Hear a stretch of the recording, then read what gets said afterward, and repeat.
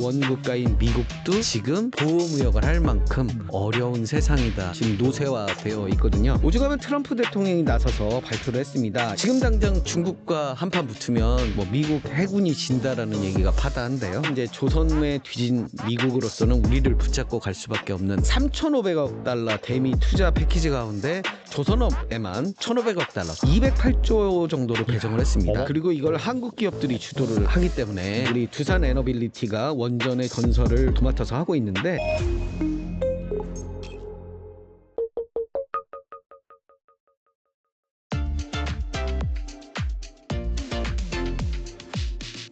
그리고 이 트럼프의 마스가 전략에서도 한국이 핵심 파트너로 또 부각이 되고 있습니다. 지난주엔 한화 필리조 선수가 첫 상선 건조에 들어가면서 그 지위에 또 못을 박는 사건이 일어났는데, 한국 조선주 사실 작년부터 좀 많이 올랐는데 이번에 이 마스카 전략을 통해서 한 번 더 이 레벨업 할 수 있을지, 이 조선주는 어떻게 보시는지 좀 궁금하네요.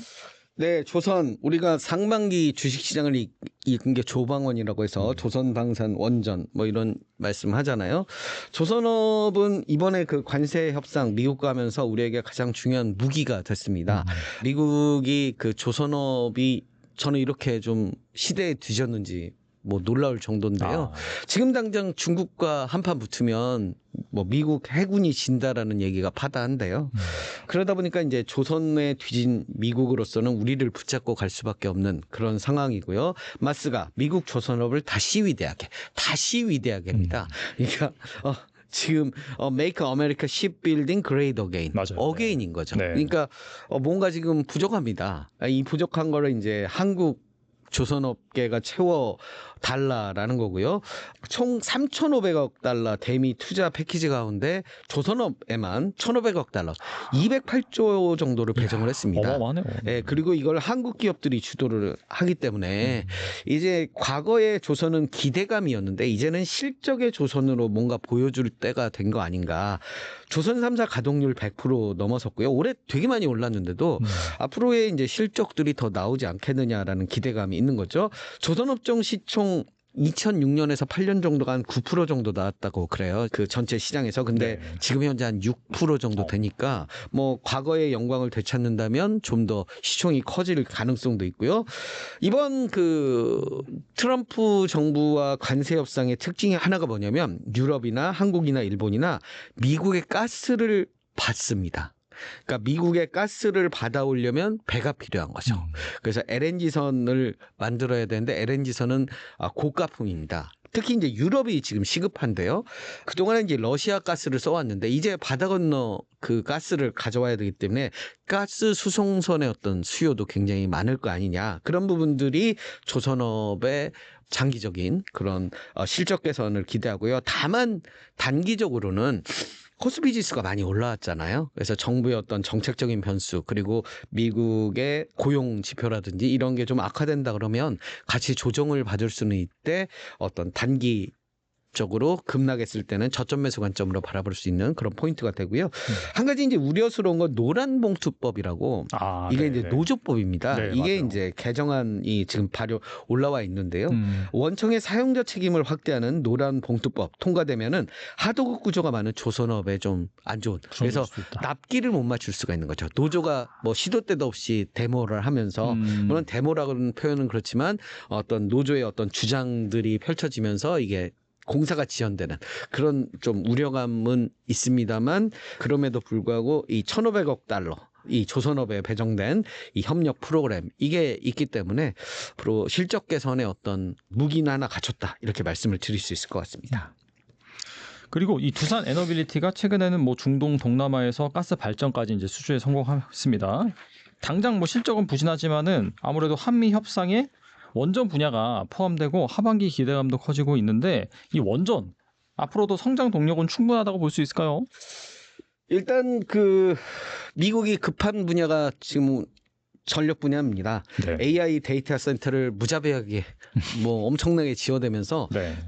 전기 먹는 하마가 되고 있는데요. AI 데이터 센터. 그거에 비해서 전력은 지금 노쇠화되어 있거든요. 오죽하면 트럼프 대통령이 나서서 발표를 했습니다. 2050년까지 원전 발전 용량을 현재의 4배 수준까지 확대를 하겠다. 그리고 지금 당장 2030년까지 1000메가와트급 대형 원자로 10기를 착공하였다. 근데 10기 착공 비용만 한 100조 원 됩니다.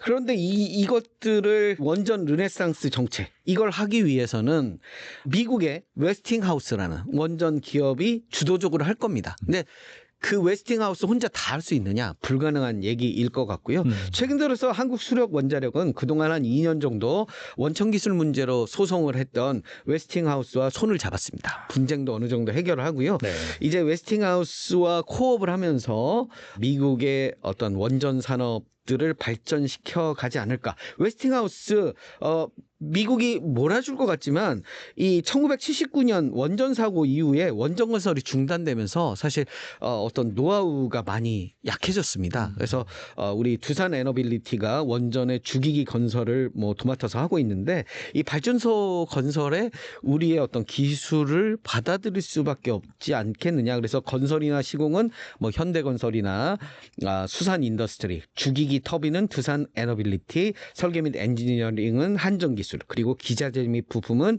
BHI, 한전산업, 한전 KPS, 효성중공업, 일진파워, 대한전선, 그리고 중장비는 현대건설기계나 HD 현대인프라코어 이런 뭐 기업들의 협업, 그리고 지금 이미 우리나라 국내 기업들이 협업들을 하고 있습니다. 미국 SMR 소형 원자로죠. 뉴스케일 파워 두산 에너빌리티와 삼성물산, 그리고 엑스에너지는 DLENC 두산 에너빌리티, 홀텍은 현대건설, 그리고 테라파워는 SK그룹, HD 현대조선해양 등이 이미 협업을 하고 있습니다. 그래서 미국의 이 대형 원자로 그리고 소형 모듈형 원자로 이 두 가지 섹터들에 대해서 우리의 지속적인 어떤 먹거리들이 생기지 않을까. 한국 정부가 2천억 달러 규모의 전략산업 투자 펀드, 거기에 반도체, 원전, 2차 전지, 바이오 이렇게 들어가 있거든요. 그래서 원전도 중요한 어떤 포인트가 되고요. 미국의 이제 원전에서 가장 중요한 게 SMR입니다. 그 스몰 모듈러 리액터라고요. 소규모 원자로인데요. 이게 이제 후쿠시마 원전 이후에 원전이 터지는 거에 대한 공포감이 크거든요. 근데 이거는 소형 원전이고 일체형으로 돼 있다 보니까 외부 충격에 되게 강하고 그만큼 안전하다. 뭐 1000배 가까이 대형 원전보다 안전하다. 이런 이야기들이 있고요. 뭐 작다 보니까 투자비도 되게 설치 비용도 저렴하고요. 또 도시 근교에도 만들 수 있고 그 탄소 배출이 없다 보니까 친환경 전력 생산이 가능합니다. 그래서 이 SMR 미국 정부가 되게 관심을 두고 있는 그런 부분들이라서 이 SMR에 집중하고 있는 두산 에너빌리티 앞으로 큰 수혜가 예상이 되고요. 지금 최근 들어서는 뉴스케일 파워와 SMR 계약이 임박했다. 뭐 이런 기사들도 나오고 있거든요. 두산 에너빌리티의 SMR 매출 2026년 2천억에서 3천억 원 시작을 하고요. 2027년에는 7천억 원, 그리고 2030년에는 3조 3천억 원까지. 지금 올해 한 16조 정도 두산 에너빌리티의 매출액인데요. 한 3조 정도가 더해지면 이게 굉장히 큰 수익성 사업이 될 것 같아서 이거보다 이제 더 커질 수도 있는 지금 상황이죠. 그래서 일단 미국의 건설이 안착을 한다면 유럽도 이제 지을 거고요. 그래서 앞으로 원전도 굉장히 좋은 그런 기회가 되지 않을까. 이 조방원, 조선방산 원전이 상반기를 좀 끌었던 원인 중에 하나가 이 사실은 관세에서도 좀 자유롭거든요. 그래서 그러네요, 그런 진짜. 부분들도 좀 어떤 수혜를 입은 부분들이 아닌가라는 생각이 듭니다. 이제 원전 같은 경우는 최근에 약간 변동성이 확대되고 있는데 추세는 꺾이지 않고 있긴 하지만은 또 작가님 말씀 들어보니까 장기적으로 또 네네네. 유망하게 볼만한 그런 네. 섹터다라고 볼 뭐 수가 차익 있겠네요. 실현의 욕구들이 이제 생길 수 있는 시점이잖아요. 그 뭐 조선방산 그다음에 원전 너무 많이 올라서 네. 단기적으로는 뭐 이렇게 시장이 어떤 악재라 뭐 조그만한 뉴스에도 흔들릴 수가 있기 때문에 그 단적인 예로 노란봉투법 뭐 이야기가 나오면서 조선주들 한 10%씩 하락하기도 했거든요. 그래서 네네. 급등을 했기 때문에 조그마한 악재에도 세게 흔들릴 수 있는 이유들은 다 있는 거거든요. 그래서 뭐 그런 부분들을 좀 조정 구간들을 잘 좀 매수의 기회로 삼고 긴 호흡으로 좀 바라보시면 나쁘지 않지 않을까 싶습니다. 그리고 지금까지 이 주식 투자 관련 책을 써오셨는데 이번에는 이 경제사라는 주제를 또 꺼내 드셨습니다. 제목도 무려 무박 3일 밤새워서 읽는 경제 최고민수 경제사 특강인데 네. 요즘처럼 하루 단위로 시장이 출렁이던 시대에서 이 경제사를 짚고 넘어가야 한다고 보신 이유가 있을까요? 일단 제가 이제 50이 넘어가면서요. 이 주식 시장의 변동성보다 멈춰 있는 그런 모습들을 좀 보고 싶더라고요. 그리고 제가 이제 침착맨에 출연을 해서 한 3년 전에 경제사 특강을 이야기를 한 적이 있거든요. 근데 그때는 이제 경제학 부분에 있는 부분들만 좀 간추려서 주요 경제학자들의 이론과 그다음에 근세의 시대적 배경. 근데 이제 근세 이전에 과거 함무라비 법전부터 이어오던 역사에서 경제적 꼭지들 이렇게 볼 수 있는 것들이 무엇일까라고 좀 고민을 해봤고요. 그게 한 90꼭지 정도 아이디어가 나왔고 이게 고등학교 수험생들에게 그 논술, 그러니까 논술이라는 제가 이제 과거에 금융기관들 이렇게 또 언론기관들 시험을 보다 보면 논술 시험을 봅니다. 근데 제가 이제 즐겨 썼던 게 다윈의 종회기원이거든요. 그래서 종회기원이라는 게 결국 뭐 그 환경에 잘 적응한 애들만 살아남는다라는 게 결론이잖아요.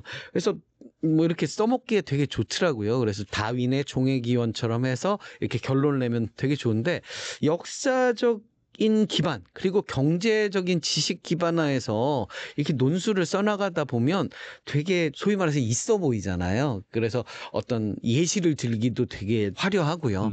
그래서 제 아들이 이제 고등학교 2학년 인데요. 저희 아들들에게 좀 이게 선물해주면 좋겠다. 아빠가 아는 경제적 상식 그리고 이거 역사적 기반인데 저의 책은 이제 좀 다른 게 인문학하고 지리학적인 이야기들도 많이 들어있어요. 그래서 예를 들면 지브롤터와 세우타 이야기인데요.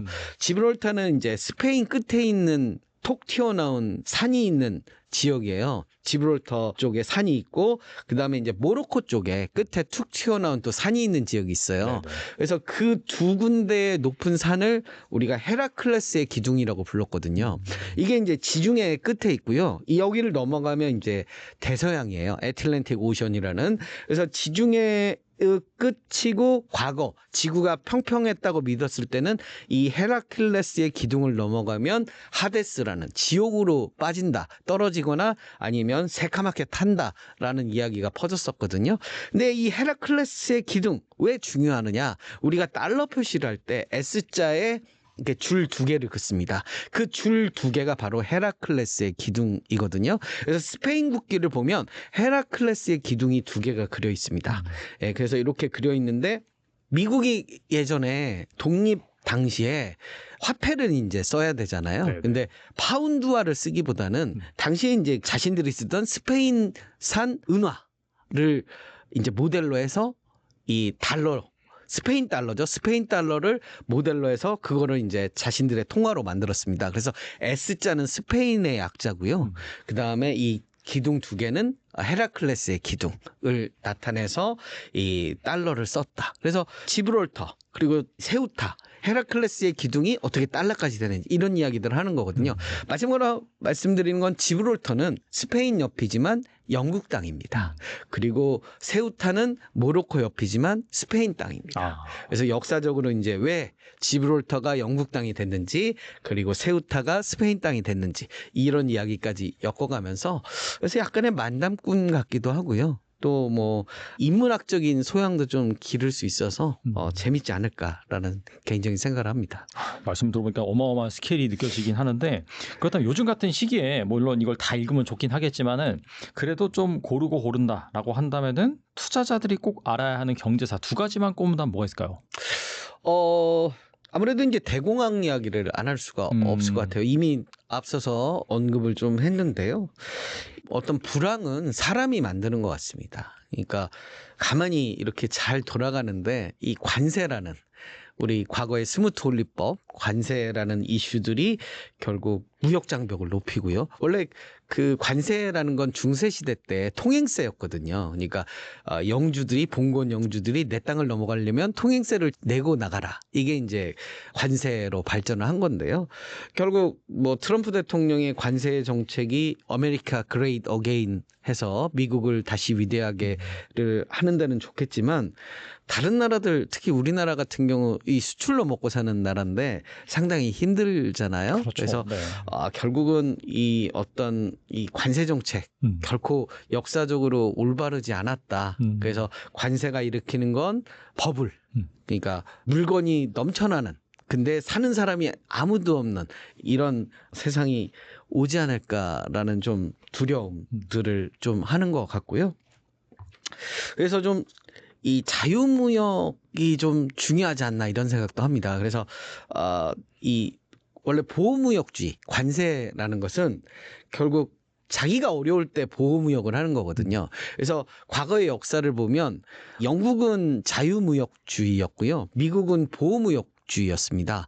왜냐하면 애덤 스미스가 주장한 게 자유무역주의잖아요. 중상주의를 떨쳐내고 왜 자유롭게 거래를 안 하는가. 뭐 이건데 그 자유무역이라는 건 가장 힘센 애들이 자기의 물건을 팔아먹기 위해서 자유무역을 하는 거거든요. 산업혁명으로 기술이 앞서고 물건을 주도적으로 만들었던 영국은 자유무역을 원했던 거고요.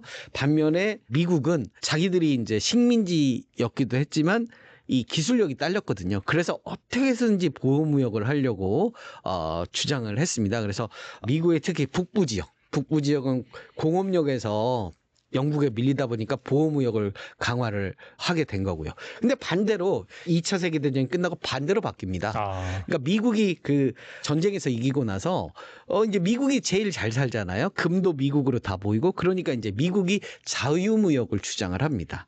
그래서 오히려 이제 강제로 이렇게 물건도 팔게 되고요.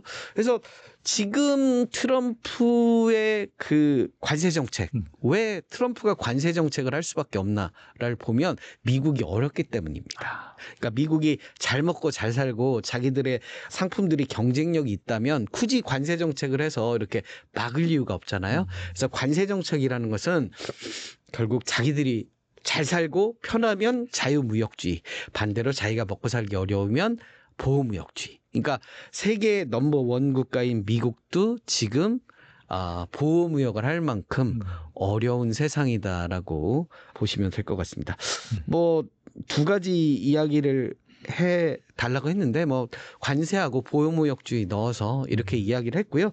자세한 것은 사실 풀면 뭐 한 3박 4일 얘기를 해야 됩니다.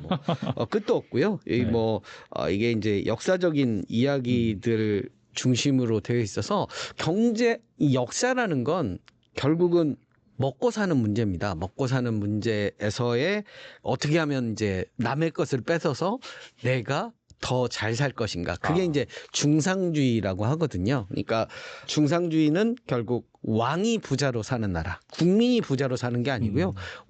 왕이 얼만큼 많은 금과 은을 갖고 있느냐.